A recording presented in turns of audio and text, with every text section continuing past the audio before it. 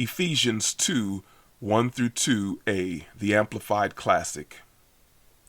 And you he made alive, when you were dead, slain by your trespasses and sins, in which at one time you walked habitually. You were following the course and fashion of this world, were under the sway of the tendency of this present age, following the prince of the power of the air. As discussed previously, the river of culture follows the path or course that has been greatly influenced and made popular by Satan. But how, you ask? Well, there are a number of ways in which each mountain of culture has contributed to the popular culture here in America. For example, the governmental mountain has contributed by creating the PC culture, that is, by pressuring and persecuting anyone who does not conform to their politically correct dogma. The news and social media mountain has contributed by forsaking traditional journalism in order to be purveyors of propaganda and progressive narratives and censoring anyone with an opposing viewpoint. The arts and entertainment mountain has contributed by making hip-hop, which is itself a religion, something that is a global phenomenon. The educational mountain has contributed in a very significant way by abandoning traditional education models and embracing indoctrination instead. It used to be that only college universities were indoctrination camps, but now virtually every school system promotes some level of indoctrination.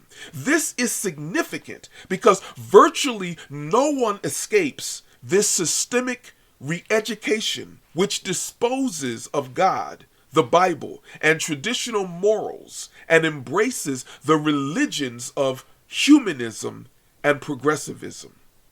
The science and technology mountain has contributed by, in many cases, abandoning the scientific method and instead embracing outcome-based narratives. Their propaganda of evolution or their support of transgenderism and gender fluidity are just two examples. The business and economic mountain has contributed by bringing politics, pop culture, humanism, and Marxism into the business arena and making it a part of their marketing campaigns that go around the world, and even firing or threatening to fire anyone who does not bow to their politically correct dogma. The religious mountain has contributed by likewise embracing and legitimizing everything that happens in pop culture. The Christian religion has become a cesspool of defilement where the principles of Christianity are mixed with the leaven of humanism, progressivism, and Marxism to create an unholy alliance, a wicked amalgamation of ideologies that most assuredly will doom many unsuspecting people to eternal separation from God. All these mountains have a significant amount of influence in their areas. Well, the spirit of Antichrist has permeated each of these mountains and has poisoned the waters, the streams, and the tributaries that feed the river called culture, which is the atmosphere and environment that we all live in.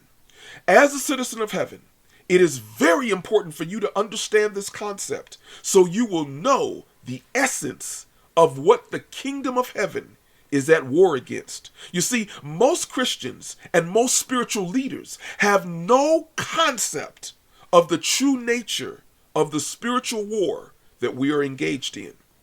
And if you are ignorant to the nature of the war, you can't possibly hope to be victorious. But it was the great general and military strategician Sun Tzu who said, "If you know the enemy and know yourself, you need not fear the result of 100 battles. If you know yourself, but not the enemy, For every victory gained, you will also suffer a defeat. But if you know neither the enemy nor yourself, you will succumb in every battle.